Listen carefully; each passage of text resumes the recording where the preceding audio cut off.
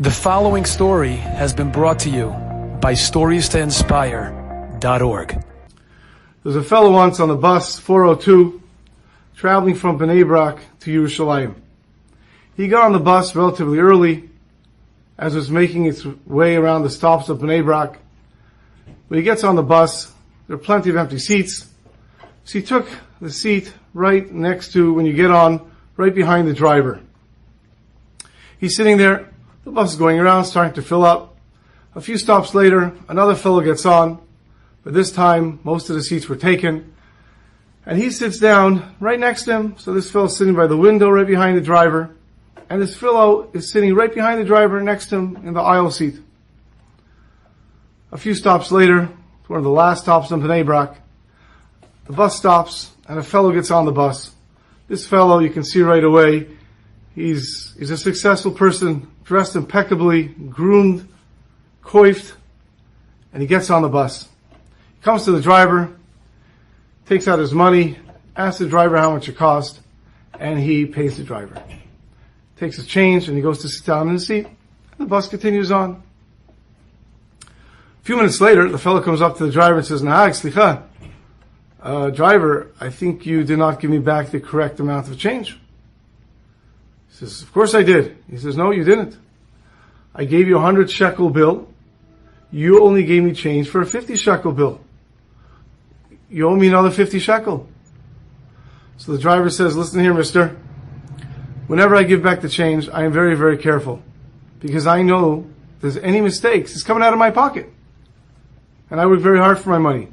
So I gave you back the exact amount of change. Besides, if you had an issue, you should have counted your change right when I gave it back." So I said, "Listen here, I don't normally take a bus. I never take a bus. I have a car. It just so happens to be my car broke down. And I'm stuck. And therefore I took the bus. So please, I'm not used to this. Just give me back my change and I'll go sit down." And the fellow looks and says, "Sir, I already told you. If you think you got the wrong change, you should have counted it when I gave it to you. I counted it. I know I gave you back the right change." Well, the guy was getting upset. He goes back to his seat. And about 10 minutes later, again, the fellow comes to the driver. And the driver says, "Ken, what can I do for you?" He says, "Look, I counted my money. I'm telling you, I'm missing 50 shekel. You didn't give me back the right change." And the driver says, "I told you, mister, if you worried about the right change, that's something you should have counted when I gave it to you. I'm not giving you anything now. I didn't give you the wrong change. I'm not taking 50 shekel out of my pocket because you didn't count your change." While this argument's going back and forth and getting heated, the fellow sitting right behind the driver sticks his hand into his jacket pocket, takes out 50 shekel when nobody was watching, and he slips it onto the floor in between the driver and the passenger who's arguing with him. And he says, "Slicha, maybe some of you dropped. I see some money on the floor. Maybe some of you dropped it." The driver and the fellow both look down. They see the 50 shekel. The fellow bends down, picks it up, and says, "Oh, here it is. See, I told you you didn't give me the money." The driver says, "What are you talking about? I gave it to him. You dropped it." Anyways, he says, "Thank you." He takes the money and he goes and he sits down. Another 5 minutes pass. And the guy comes to the driver again. He says, "Nahag." And the driver says, "What now?" He says, "It seems that there was a mistake. I found my money. I found the 100 shekel in my pocket that I thought I gave you. I must have really only given you a 50 shekel bill. And you indeed gave me back the right change. Because the 100 shekel bill that I thought I gave you is right in my pocket." So they're trying to wonder, where did this money come from? Whose 50 shekel is this? Now, as the fellow sitting next to this guy who dropped the money, he saw everything that happened. And he was amazed. So he turns to the guy and says, "Tell me, why did you drop the 50 shekel there?" So the guy looks at him and says, "You saw?" He goes, "Yeah, I saw." He says, "I'll tell you the truth. I'm a Baal Tshuva, just for a few months. And in yeshiva, they taught us that whenever an opportunity comes up to do a mitzvah, grab it, seize it. So I have to tell you the truth, I don't have a lot of money.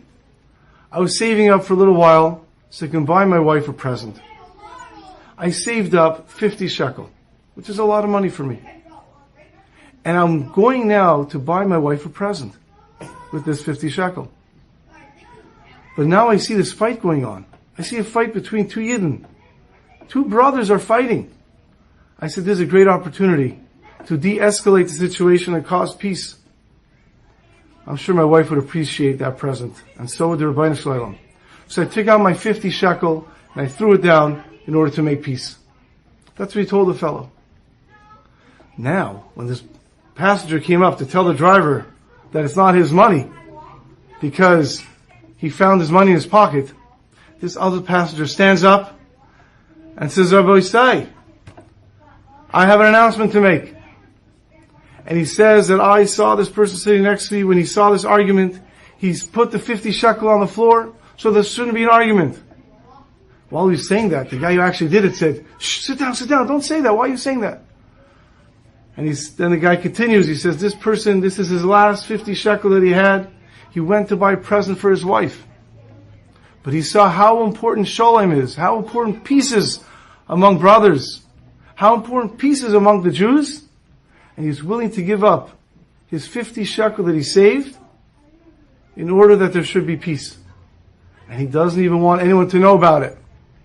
The guy is all red, and he says, but what a Kiddush Hashem he's making.